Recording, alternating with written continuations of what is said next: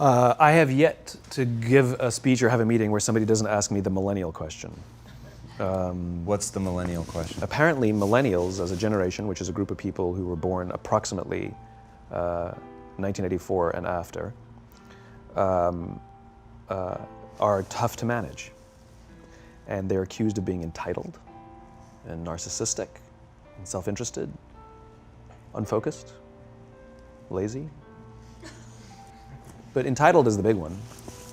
And because they confound leadership so much, what's happening is leaders are asking the millennials, what do you want? And millennials are saying, we want to work in a place with purpose, love that.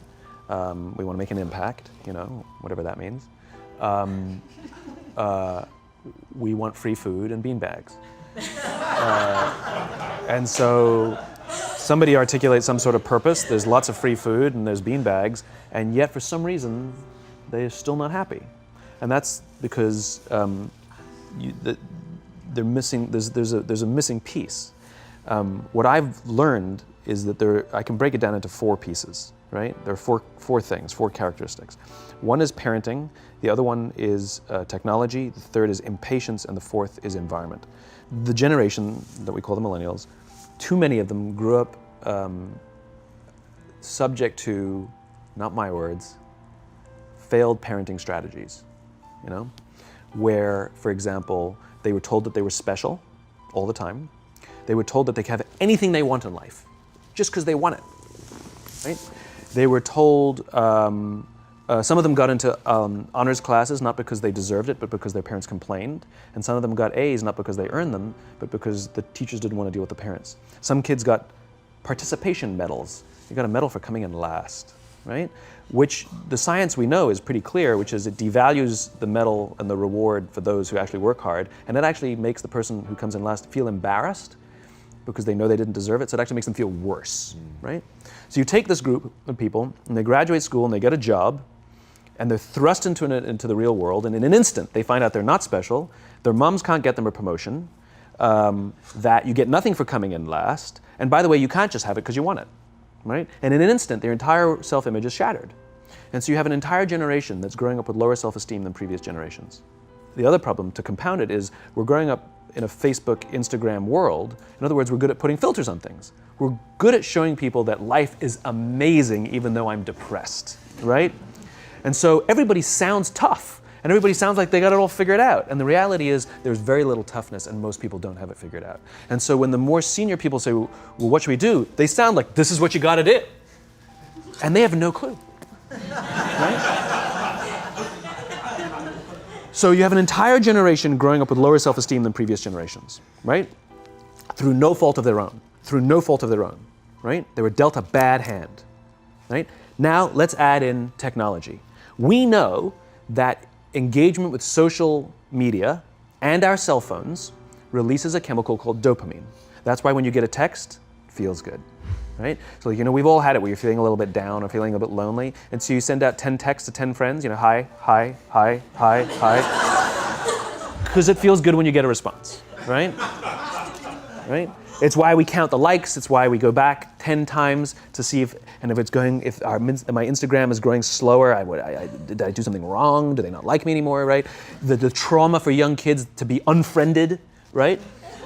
Because we know when you get a hit of dopamine, which feels good. It's why we like it, it's why we keep going back to it. Dopamine is the exact same chemical that makes us feel good when we smoke, when we drink, and when we gamble. In other words, it's highly, highly addictive, right? We have age restrictions on smoking, gambling, and alcohol, and we have no age restrictions on social media and cell phones, which is the equivalent of opening up the liquor cabinet and saying to our teenagers, hey, by the way, this adolescence thing, if it gets you down. But that's basically what's happening. That's basically what's happening, right? That's basically what happened. You have an entire generation that has access to an addictive, numbing chemical called dopamine through social media and cell phones as they're going through the high stress of adolescence. Why is this important? Almost every alcoholic discovered alcohol when they were teenagers. When we're very, very young, the only approval we need is the approval of our parents. And as we go through adolescence, we make this transition where we now need the approval of our peers. Very frustrating for our parents, very important for us. It allows us to acculturate outside of our immediate families into the broader tribe, right? It's a highly, highly stressful and anxious period of our lives, and we're supposed to learn to rely on our friends. Some people, quite by accident, discover alcohol and numbing effects of dopamine to help them cope with the stresses and anxieties of adolescence. Unfortunately, that becomes hardwired in their brains, and for the rest of their lives, when they suffer significant stress, they will not turn to a person, they will turn to the bottle. Social stress, financial stress, career stress, that's pretty much the primary reasons why an alcoholic drinks, right? What's happening is because we're allowing unfettered access to these dopamine-producing devices and media, basically it's becoming hardwired, and what we're seeing is as they grow older, too many kids don't know how to form deep, meaningful relationships. Their words, not mine. They will admit that many of their friendships are superficial. They will admit that their friends, that they don't count on their friends, they don't rely on their friends, they have fun with their friends, but they also know that their friends will cancel on them if something better comes along. Deep, meaningful relationships are not there because they never practice the skill set, and worse, they don't have the coping mechanisms to deal with stress. So when significant stress starts to show up in their lives, they're not turning to a person, they're turning to a device, they're turning to social media, they're turning to these things which offer temporary relief. We know, the science is clear, we know that people who spend more time on Facebook suffer higher rates of depression than people who spend less time on Facebook, right? These things balanced. Alcohol is not bad, too much alcohol is bad. Gambling is fun, too much gambling is dangerous, right? There's nothing wrong with social media and cell phones. It's the imbalance, right? If you're sitting at dinner with your friends and you're texting somebody who's not there, that's a problem. That's an addiction. If you're sitting in a meeting with people you're supposed to be listening to and speaking, and you put your phone on the table, face up or face down, I don't care, that sends a subconscious message to the room that you're just not that important to me right now, right? That's what happens. And the fact that you cannot put it away is because you are addicted, right? If you wake up and you check your phone before you say good morning to your girlfriend, boyfriend, or spouse, you have an addiction. And like all addiction, in time, it'll destroy relationships, it'll cost time, and it'll cost money, and it'll make your life worse, right? So you have a generation growing up with lower self-esteem that doesn't have the coping mechanisms to deal with stress, right? Now you add in the sense of impatience, right? They've grown up in a world of instant gratification. You want to buy something, you go on Amazon, it arrives the next day. You want to watch a movie? Log on and watch a movie. You don't check movie times. You want to watch a TV show? Binge. You don't even have to wait week to week to week, right? I know people who skip seasons just so they can binge at the end of the season, right? Instant gratification. You want to go on a date? You don't even have to learn how to be like, hey. You don't even have to learn and practice that skill. You don't have to be the uncomfortable one who says yes when you mean no and says no when you mean no, but yes when you don't have to swipe right. Bang, I'm a stud. Right? You don't have to learn the social coping mechanisms, right? Everything you want, you can have instantaneously. Everything you want, instant gratification, except job satisfaction and strength of relationships. There ain't no app for that. They are slow, meandering, uncomfortable, messy processes. And so I keep meeting these wonderful, fantastic, idealistic, hardworking, smart kids. They've just graduated school. They're in their entry-level job. I sit down with them and I go, how's it going? They go, I think I'm gonna quit. I'm like, why? They're like, I'm not making an impact. I'm like, you've been here 8 months. You know? It's as if they're standing at the foot of a mountain and they have this abstract concept called impact that they want to have in the world, which is the summit. What they don't see is the mountain. I don't care if you go up the mountain quickly or slowly, but there's still a mountain. And so what this young generation needs to learn is patience. That some things that really, really matter, like love, or job fulfillment, joy, love of life, self-confidence, a skill set, any of these things, all of these things take time. Sometimes you can expedite pieces of it, but the overall journey is arduous and long and difficult. And if you don't ask for help and learn that skill set, you will fall off the mountain, or you will, the worst case scenario, and we're already seeing it, the worst case scenario is we're seeing an increase in suicide rates, we're seeing an increase in this generation, we're seeing an increase in accidental deaths due to drug overdoses, we're seeing more and more kids drop out of school or take leaves of absence due to depression, unheard of. This is really bad. The best case scenario Those are all bad cases, right? The best case scenario is you'll have an entire population growing up and going through life and just never really finding joy.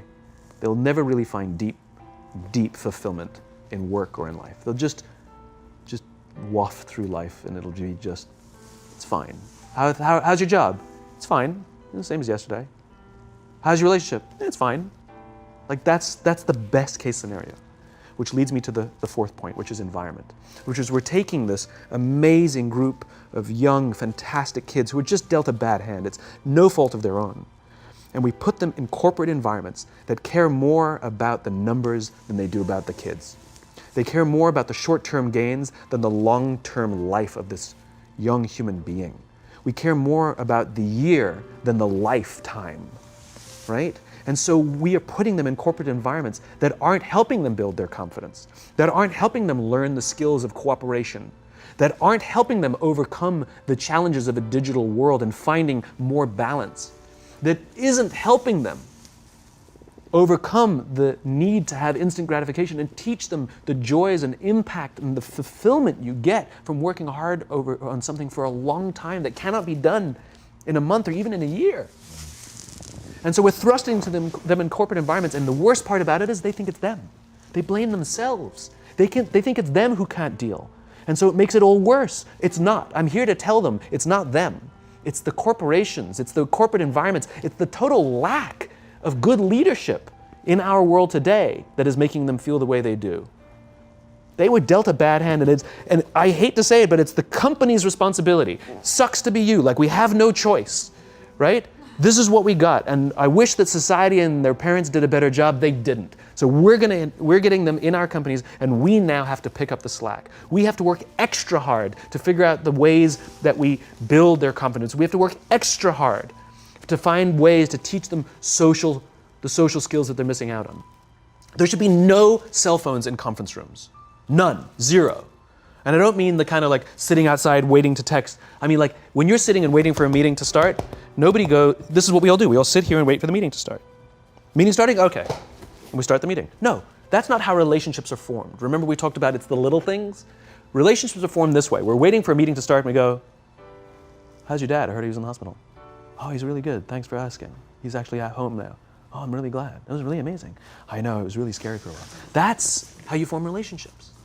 Hey, did you ever get that report done? Oh my God, no, I didn't. I'll help you out. Can I help you out with that? Really? That's how trust forms. Trust doesn't form at an event in a day. Even bad times don't form trust immediately. It's the slow, steady consistency. And we have to create mechanisms where we allow for those little innocuous interactions to happen. But when we allow cell phones in conference rooms, we just, okay, have the meeting. And then my favorite is like when there's a cell phone there and you go like this, you go. It rings and you go. I'm not going to answer that. Like, Mr. Magnanimous, you know? When you're out for dinner with your friends, like I do this with my friends. When we're going out for dinner and we're leaving together, we'll leave our cell phones at home. Who are we calling? Maybe one of us will bring a phone in case we need to call an Uber or take a picture of our meal. Goes without saying, come on. I mean, I'm an idealist, but I'm not insane. You know? At a heathen. I mean, it looked really good. We'll take one phone. And so it's like an alcoholic. The reason you take the alcohol out of the house is because we cannot trust our willpower. We're just not strong enough. But when you remove the temptation, it actually makes it a lot easier. And so when you just say, don't check your phone, people literally will go like this. And somebody will go to the bathroom, and what's the first thing we do? Grab the phone. Because I wouldn't want to look around the restaurant for a minute and a half, you know? But if you don't have the phone, you just kind of enjoy the world. And that's where ideas happen. The constant engagement is not where you have innovation and ideas. Ideas happen when our minds wander and we go, and you see something, I bet they could do that. That's called innovation, right? But we're taking away all those little moments, right? You should not, and none of us should charge our phones by our beds. We should be charging our phones in the living rooms, right? Remove the temptation. You wake up in the middle of the night because you can't sleep, you won't check your phone, which makes it worse. But if it's in the living room, it's relaxed, it's fine. But it's my alarm clock. buy an alarm clock. They cost $8, right? I'll buy you an alarm clock, right? But the point is we now in industry, whether we like it or not, we don't get a choice. We now have a responsibility to make up the shortfall and to help this amazing, idealistic, fantastic generation build their confidence, learn patience, learn the social skills, find a better balance between life and technology. Because, quite frankly, it's the right thing to do.